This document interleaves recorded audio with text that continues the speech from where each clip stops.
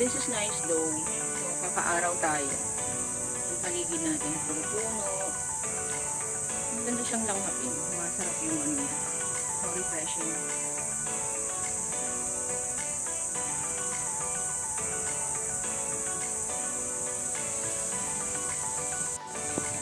Sarap pakinggan mo yan.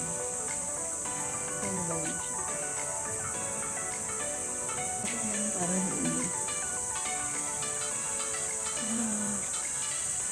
This is nice. Ang sarap pagtulisan. Ang sarap mag-ano dito, mag-jogging. Kaya lang wala akong running shoes. Naiwan sa bahay. Next time na umuwi ako. Actually, bring my running shoes. Kapag-jogging. Ganda mag-jogging dito. Ganda nga mag-aral mag-ano dito. Buto mo na masyado. Kasi tahimik. Tahimik pa for now. Kasi wala mo ng bahay dito sa may area ng pinapasunod. Super nice dito. Sarap maglakad-lakad.